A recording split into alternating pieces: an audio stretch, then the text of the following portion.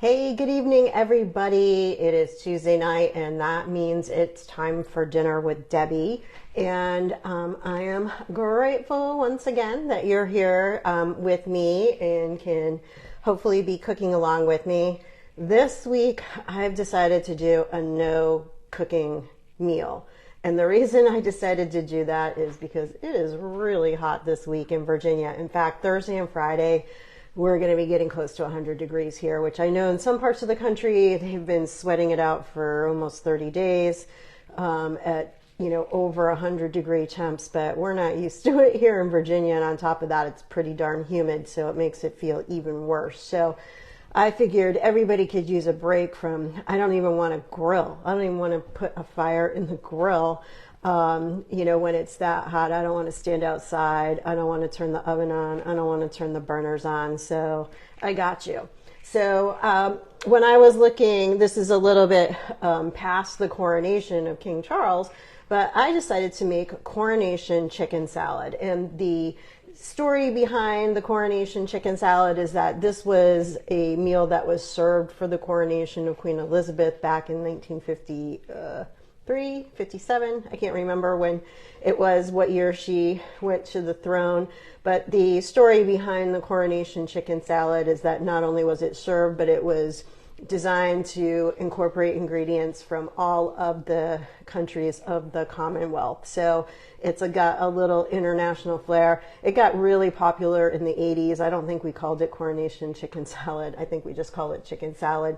There's different iterations of this, but this one, and I have to say I've taken some shortcuts here. You'll see that this recipe is going to be posted in the comments when the video gets loaded onto my YouTube channel, and later when this video downloads onto my Facebook. That this recipe came from the New York Times Cooking. And they actually have, they're like, use a half a cup of mayonnaise, homemade if you can. I was like, no, I'm not making mayonnaise from scratch. Nor did I poach, boil a chicken and to get it out. I went to the store and got deli chicken. And in fact, I got 2 deli chickens because I think I'm going to double the recipe later. So what I did, and that takes a lot of time off of it because otherwise you're boiling chicken for an hour and a half and you're like heating up your kitchen and all of those things. So it's just not necessary when you've got a perfectly good deli chicken at the store for, $6 or $7. So I've already taken the chicken off of the bones and I've shredded it up. I didn't even use a knife. I just shredded it up with my fingers. Of course, I wash my hands first. And then, so that's already sitting in one bowl. And now I'm going to create like the mayonnaise sauce for it. This is pretty simple. Some of the other things that I did, like this recipe also calls for mango chutney, which normally I can find at Wegmans, but for whatever reason, they did not have mango chutney. So I actually just got mangoes and chopped it up really small. So we're going to be using that. And I think that's just fine. A lot of times you'll find this recipe might have grapes in it, like that they've had, or apples or walnuts. It's more of like a Waldorf salad, but this recipe calls for dried fruit, which I use dried apricots. You can also use golden raisins. And there's also some other options you can do, like it calls for cilantro at the end. And if you don't like cilantro, I know a lot of people don't, go ahead and use something else. I'm using a scallion because I had scallions and I didn't have cilantro. So I went ahead and did that. And then when it comes to serving it, there's options too. I got some bag salad. I can put it on top of, I got some baby arugula and I can put it on top of that and just have it like a salad. I'm also thinking about, I got this beautiful heirloom tomato and I might just core this and scoop the chicken salad into that. A nice way to serve it. And it's also great in a sandwich. So if you put it between 2 pieces of bread with some lettuce, or even like in a pita pocket would actually also be quite delicious. So I'm going to move on to the part where I am putting together the mayonnaise. So I just have regular Hellmann's mayonnaise. It's calling for a ½ cup. And you can use light mayonnaise or you can use regular. I had some regular, normally a lot of times I use light because it doesn't really, you know, in this kind of application, it really doesn't make that much of a difference flavor wise. But I had just about a half a cup left in this jar, so I decided to, you know, just go ahead and use regular Hellmann's. I know some people like Duke's, but I'm not a Southern girl. That seems to be more of a Southern thing. So I'm going to take half a cup of mayonnaise. I'm going to put it in my bowl.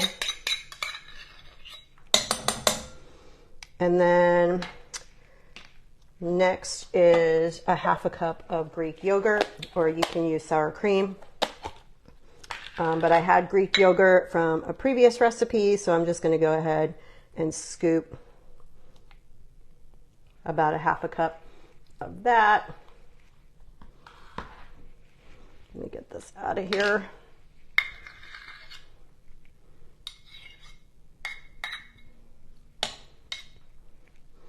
And everything wants to stick to, it's like so humid and sticky, everything wants to stick to everything else. So here, I want to make sure I don't miss any ingredients this time, because for the past 2 weeks I have missed the same ingredient, sherry vinegar. And sherry vinegar is not in this recipe, but now you know, I want to make sure I didn't miss anything.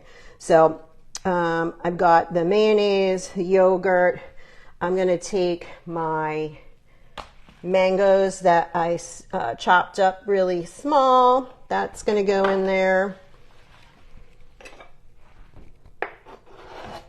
And of course, if it was a chutney, it would have like a little bit of a, you know, sauce to it, like a kind of almost like a jelly.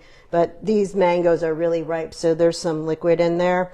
I'm going to take my curry powder. So let's see, how much curry powder do we need? A tablespoon.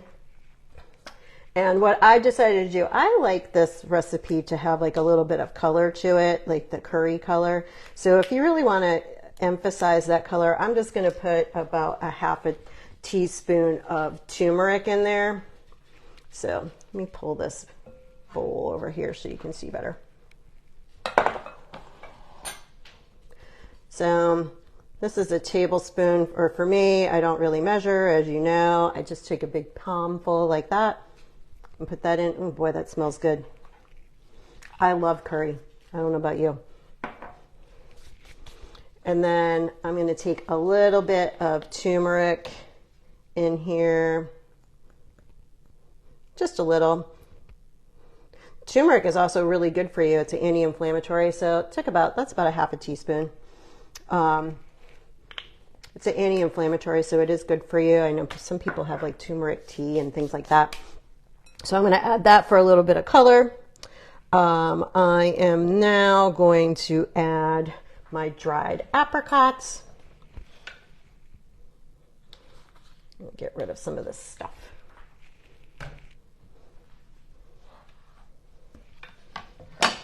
And the dried apricots I chopped up into like a little dice. Let me show you. Like a little cube.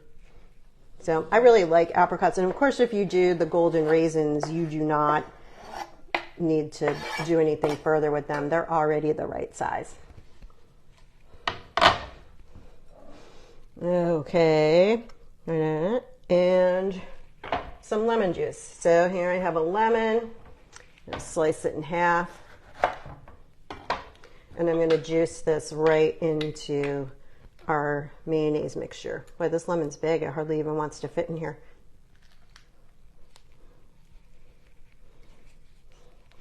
Which makes it a little bit harder to juice. Urgh.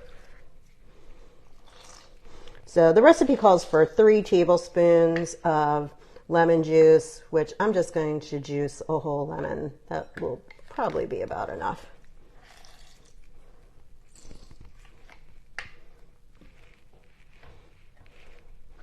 The other thing I did, we're going to finish this later with some sliced almonds, and they call for them to be toasted. So I've already put them in a pan and had them toasted. I kind of like to do that while I'm watching it because I've burned a lot of nuts because I've walked away from them. So I didn't want any burned nuts today.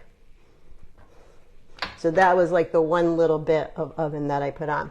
Okay, so I'm going to take my whisk here and I'm just going to mix this together. And I purposely put this in a glass bowl so that you could see the colors. Oops, kind of splattering mayonnaise and Greek yogurt on myself. There, so that is nicely combined. Get my whisk out. And then I think I'm just going to fold in I'm going to fold in the chicken, the almonds, and the scallion to this. And folding it, I always laugh when I hear folding because it always reminds me of that episode of in Schitt's Creek where they're talking about folding in the cheese and they didn't know what folding was. And they're like, just fold in the cheese, just fold it.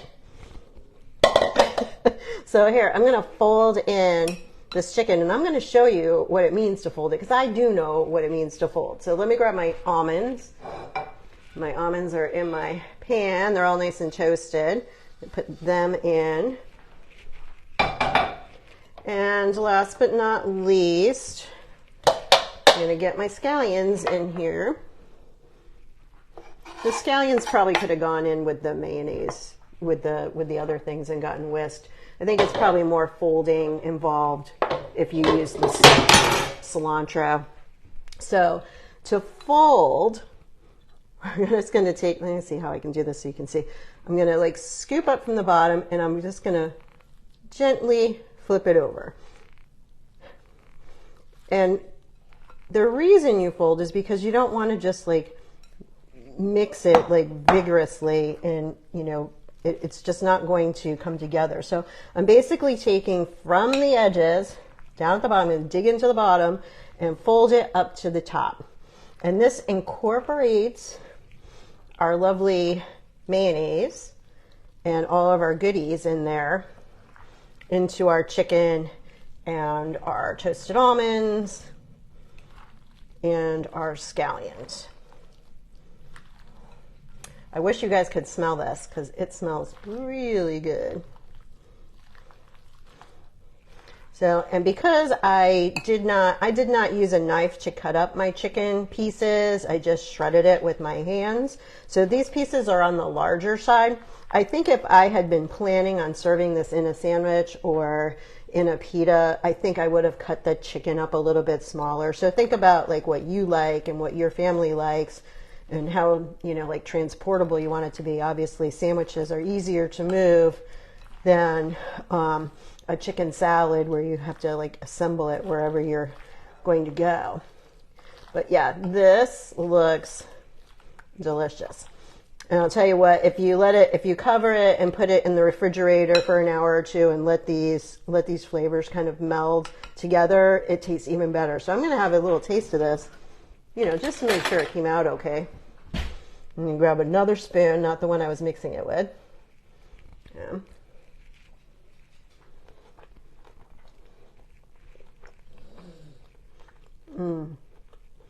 That's really good. And you know what I like? I really like that it's not just mayonnaise, that it's the mayonnaise that has been cut with the Greek yogurt. There's just like that little bit of, you know, tanginess with the yogurt being added. It's really good. Oh, I forgot my wine. Let me go get that.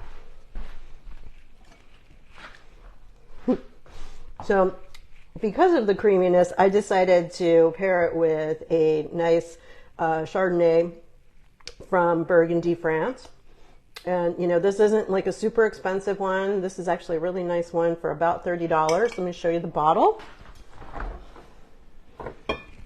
I think I've had this before for dinner with Debbie, but I can't remember. But this is actually a really good value for a nice French Burgundy Chardonnay.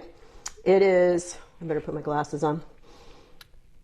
Pernod Bellicard is Bourgogne Côte d'Or Chardonnay, and here is the bottle. I want to say you can get this at like Total Wine for like $25 or $30 a bottle, which, you know, maybe that's not like your everyday wine price, but I think I think I might have bought a case of this and got a, you know, price decrease. So I had a lot of it on hand, and I really like Chardonnay. It's my favorite grape. So there you have it. Coronation chicken salad. Serve it the way that you like. You'll see the recipe in the comments tomorrow when this gets downloaded. Check it out on my YouTube channel at Debbie Meighan Real Estate. There is a playlist that is just for Dinner with Debbie, and you'll see this recipe and all of my previous Dinner with Debbie's. Like and follow if you want to make sure you get every single one. So I hope you guys have a great night. Stay cool, stay hydrated, and enjoy chicken salad, because you do not have to turn on the oven or the stove at all. Yay! All right, so I'll see you next week.